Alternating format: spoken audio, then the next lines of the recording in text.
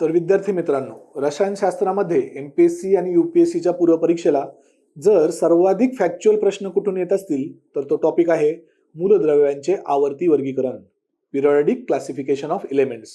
आज आपण 10वी विज्ञान भाग 1 मधील या अत्यंत महत्त्वाच्या चॅप्टरचा अगदी सविस्तर पोस्टमॉर्टम करणार आहोत. मेंडेलिव्हने अज्ञात मूलद्रव्यांचे आधीच भाकीत कसे केले होते? आवर्त सारणीत डावीकडून उजवीकडे जाताना अणूचा आकार अचानक लहान का होतो आणि आयोगाचा सर्वात लाडका झिगझॅग लाईनचा कन्सेप्ट नक्की काय आहे, हे सगळं आपण आज डिकोड करणार आहोत. चला तर मग सर्व लक्ष स्क्रीनवर केंद्रित करा. सुरू करूया वर्गीकरणाचा हा ऐतिहासिक प्रवास. तर मित्रांनो, आजच्या या मास्टर क्लासमध्ये आपण इयत्ता 10वी सामान्य विज्ञान भाग 1 मधील मूलद्रव्यांचे आवर्ती वर्गीकरण पाहणार आहोत. अणूच्या अतिशय सूक्ष्म जगापासून ते या संपूर्ण विश्वातील द्रव्याच्या स्थूल प्रवासाचा हा एक अत्यंत महत्त्वाचा आणि रंजक टप्पा आहे. तर मूलद्रव्यांच्या वर्गीकरणाचा हा प्रवास अव्यवस्थेकडून सुव्यवस्थेकडे कसा गेला हे आपल्याला या स्लाइडमध्ये दिसते. जसं आपण घरात विखुरलेल्या वस्तू योग्य कप्प्यात लावतो तसाच हा प्रयत्न होता. 1817 मध्ये डोबेरायनरने त्रिके म्हणजेच सरासरीचा नियम मांडला. त्यानंतर 1866 मध्ये न्यूलँड्सने अष्टके म्हणजेच सुरांचा नियम मांडला. पुढे 1869 मध्ये मेंडेलिव्हने अणुवस्तुमानाचा पाया रचून सारणी बनवली आणि शेवटी 1913 मध्ये आधुनिक आवर्त सारणीने अणु अंकाचा अचूक पाया देऊन या प्रवासाला पूर्णत्व दिले. आता या वर्गीकरणाचा सर्वात पहिला यशस्वी प्रयत्न जर्मन शास्त्रज्ञ डोबेरायनरने 1817 मध्ये केला. त्याचा नियम सांगतो, समान रासायनिक गुणधर्म असलेल्या 3 मूलद्रव्यांच्या गटात म्हणजेच ट्रायड्समध्ये मधल्या मूलद्रव्याचे अणुवस्तुमान हे अंदाजे इतर 2 मूलद्रव्यांच्या अणुवस्तुमानांच्या सरासरी इतके असते. उदाहरण पाहूया. लिथियम जे की 6.9 आहे आणि पोटॅशियम ज्याचं अणुवस्तुमान 39.1 आहे, यांची सरासरी बरोबर 23 येते, जे बरोबर मधल्या सोडियमचे अणुवस्तुमान आहे. इथे आयोगाचा एक ट्रॅप लक्षात ठेवा. डोबेरायनरने अणुवस्तुमान म्हणजेच ॲटॉमिक मास हा आपला पाया मानला होता, अणुअंक म्हणजेच ॲटॉमिक नंबर नाही. त्यानंतर 1866 मध्ये जॉन न्यूलँड्सने अष्टकांचा नियम लॉ ऑफ ऑक्टेव्ज मांडला. त्याचा नियम मूलद्रव्यांची मांडणी त्यांच्या अणुवस्तुमानाच्या चढत्या क्रमाने केली असता प्रत्येक 8व्या मूलद्रव्याचे गुणधर्म हे अगदी पहिल्या मूलद्रव्यासारखेच असतात. जसे भारतीय संगीतातील सारे ग म प ध नी नंतर पुन्हा 8वा सूर सा येतो, तसंच हे घडतं. पण या नियमांच्या 3 मुख्य मर्यादा होत्या. 1. हा नियम फक्त कॅल्शियम पर्यंतच लागू पडला. 2. त्याने एकाच जागेवर कोबाल्ट आणि निकेल अशी चक्क 2 मूलद्रव्ये एकत्र ठेवली. आणि 3. भिन्न गुणधर्मांची कोबाल्ट आणि निकेल त्याने हॅलोजन सोबत एकाच गटात ठेवली. आता इथे एक अत्यंत रंजक गोष्ट तुम्हाला माहिती आहे का? जेव्हा जॉन न्यूलँड्सने हा संगीताच्या सुराचा नियम लंडनमधील रॉयल सोसायटी समोर मांडला, तेव्हा त्याच्या समकालीन शास्त्रज्ञांनी त्याची प्रचंड खिल्ली उडवली होती. त्यांनी त्याला उपहासाने विचारले की अरे, तू मूलद्रव्यांची मांडणी त्यांच्या नावाच्या आद्याक्षरावरून का केली नाहीस? पण नंतर या न्यूलँडच्या कल्पनेतूनच आवर्त सारणीचा जन्म झाला आणि संपूर्ण जगाला त्याचे महत्त्व पटले. यानंतर मूलद्रव्य वर्गीकरणातील खऱ्या अर्थाने सुवर्णयुग आले.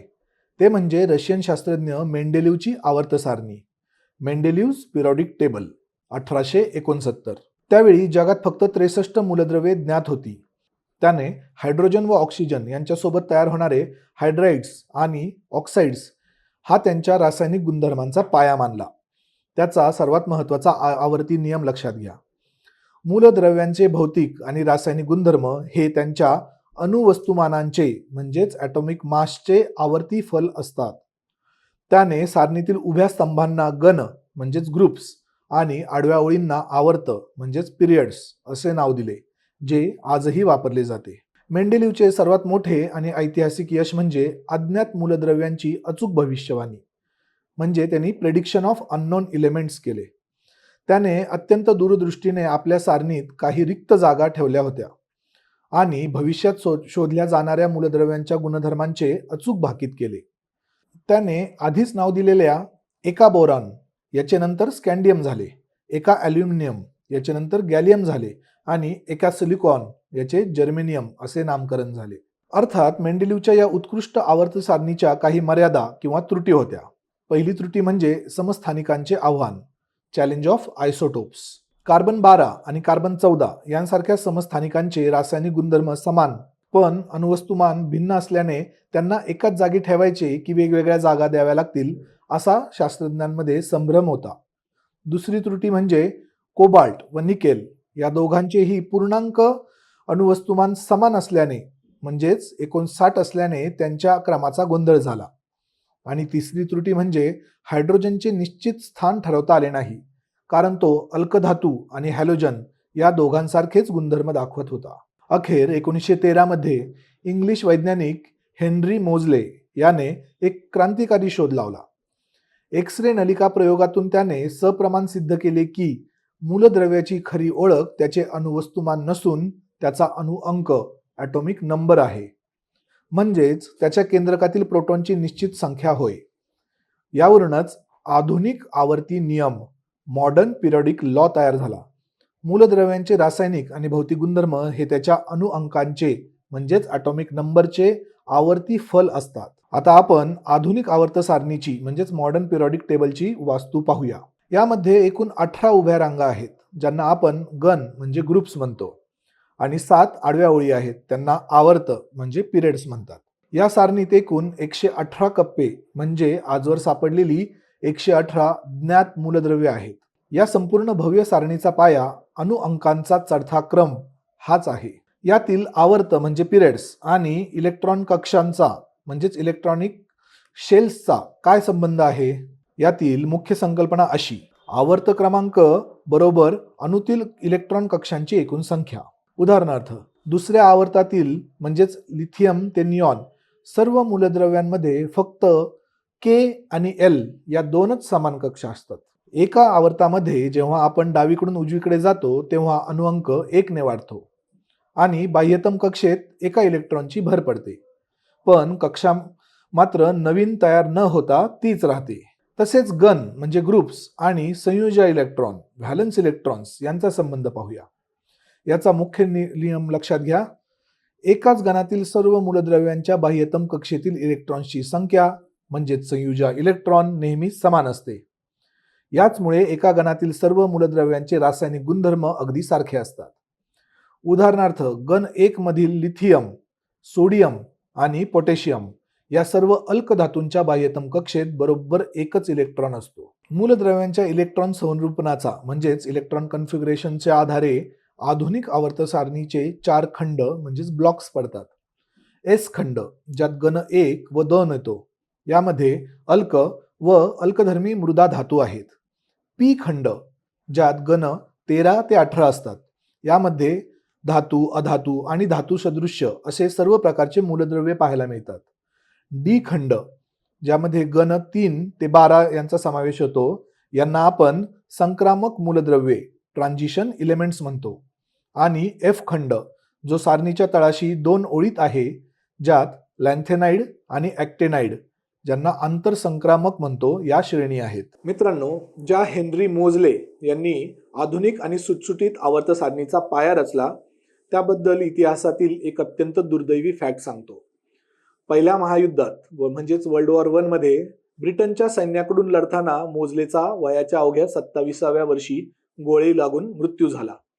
आज अनेक ज्येष्ठ शास्त्रज्ञांच्या मते जर मोजले युद्धातून जिवंत परत आला असता तर त्याला 1916चे रसायनशास्त्राचे नोबेल पारितोषिक 100% मिळाले असते. इतका त्याचा हा अणुअंकाचा शोध विज्ञानासाठी महान होता. आता सारणीतील आवर्ती कल पिरियडिक ट्रेंड्स पाहू. पहिला कल आहे संयुजा म्हणजेच व्हॅलन्सी.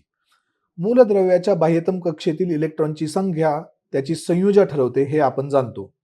आवर्तात जेव्हा आपण डावीकडून उजवीकडे जातो तेव्हा संयुजा आधी 1 ते 4 पर्यंत वाढते आणि नंतर 0 पर्यंत कमी होते. म्हणजे पॅटर्न कसा आहे? 1 2 3 4 3 2 1 0 असा. पण गणात जेव्हा आपण वरून खाली जातो तेव्हा एकाच गणातील सर्व मूलद्रव्यांची संयुजा अगदी समान असते. आता दुसरा आवर्त कल पाहूया. अणूचा आकार म्हणजेच ॲटॉमिक रेडियस जो अतिसूक्ष्म असल्याने पिकोमीटर मध्ये मोजतात. अत्यंत महत्त्वाची एमपीएससीची फॅक्ट लक्षात ठेवा. आवर्तात डावीकडून उजवीकडे जाताना अणुत्रिज्या कमी होत जाते, म्हणजेच अणू लहान होतो. असे का? कारण नवीन इलेक्ट्रॉन त्याच कक्षेत जमा होतात, पण केंद्रकावरील धनप्रभार वाढल्याने इलेक्ट्रॉन अधिक ताकदीने केंद्राकडे खेचले जातात. मात्र गणात वरून खाली जाताना दरवेळी नवीन कवच जोडले जाते, त्यामुळे केंद्रक आणि बाह्यतम कक्षेतील अंतर वाढते आणि आकार वाढत जातो. आता तिसरा कल पाहूया, धातू आणि अधातू गुणधर्म. धातू गुणधर्म म्हणजेच इलेक्ट्रोपॉझिटिव्हिटी, यामध्ये स्वतःचे इलेक्ट्रॉन गमावून धन आयन बनवण्याची प्रवृत्ती असते. गणात वरून खाली जाताना अणूचा आकार वाढल्याने केंद्रकाची पकड ढिली होते आणि हा धातू गुणधर्म वाढतो. या उलट अधातू गुणधर्म म्हणजेच इलेक्ट्रोनिगेटिव्हिटी, यामध्ये बाहेरील इलेक्ट्रॉन स्वीकारून ऋण आयन बनवण्याची प्रवृत्ती असते.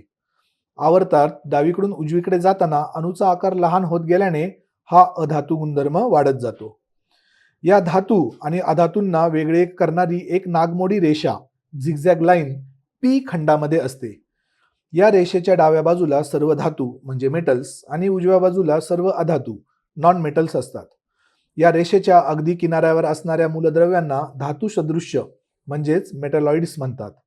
उदाहरणार्थ सिलिकॉन, जर्मेनियम, आर्सेनिक. ही मूलद्रव्ये धातू आणि अधातू या दोन्हींचे संमिश्र गुणधर्म दर्शवतात. आता शून्य गण म्हणजेच ग्रुप 18 किंवा राजवायू पाहूया. यामध्ये हेलियम, निऑन, आर्गॉन यांचा प्रामुख्याने समावेश होतो. यांचे वैशिष्ट्य म्हणजे या सर्व मूलद्रव्यांची बाह्यतम कक्षा निसर्गतःच पूर्णपणे भरलेली असते. म्हणजेच काय, हेलियममध्ये द्विक स्थिती पूर्ण असते आणि इतरांमध्ये अष्टक स्थिती. यामुळे ही मूलद्रव्ये रासायनिकदृष्ट्या पूर्णपणे निष्क्रिय असतात. ते कोणत्याही प्रक्रियेचा भाग होत नाही आणि त्यांची संयुजा शून्य असते. आता मेंडेलिव्हच्या सारणीत आलेले समस्थानिकांचे आव्हान आधुनिक सारणीत आपोआप कसे सुटले ते पहा.